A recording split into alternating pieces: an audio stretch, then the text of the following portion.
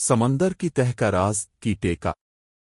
एक दफा का जिक्र है, एक छोटे से साहिली गांव में अहमद नाम का एक नौजवान मच्छी रहता था। वो बहुत दलेर और समंदर की गहराइयों का शौकीन था।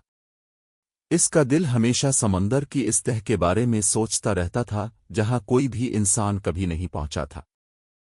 इसके गांव के बड़े बुजुर्ग उसे खबरदार करते थे, अहमद, समंदर की तह में मत जाओ। वहां खामोशी का बादशाह और पुराने राज दफन हैं जो इंसान के लिए नहीं है। लेकिन अहमद की जस्तजू ने इसे सुकून से बैठने नहीं दिया।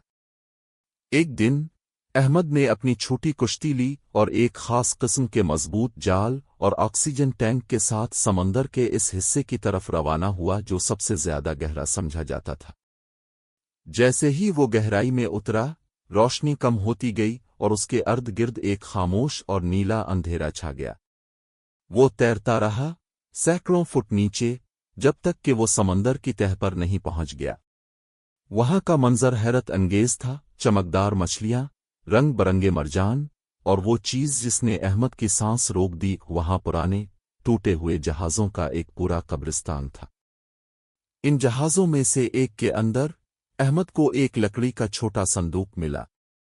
इसे खोलने पर उसने सोने हीरे जवाहरात की बजाय चमड़े की एक पुरानी डायरी और कुछ रंगीन पत्थर देखे जिनसे हल्की रोशनी निकल रही थी। डायरी में एक पुराने मल्ला ने लिखा था कि उसने अपनी सारी जिंदगी लालच और ज्यादा दौलत की तलाश में समंदरों में गुजार दी, लेकिन आखिर में इसे एहसास हुआ कि सबसे बड़ा खजाना तो वो वक्त है जो उसने अपने खानदान के साथ साहिल पर गुजारना था। अहमद ने डायरी पढ़ी और उसकी आंखें खुल गईं।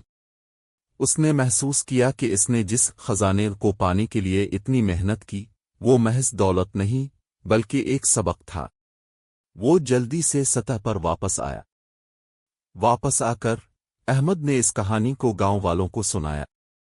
उसने कीमती पत्थर और डायरी का वो सफ़ा दिखाया जहां मल्लाह ने अपना आखिरी ख्याल लिखा था।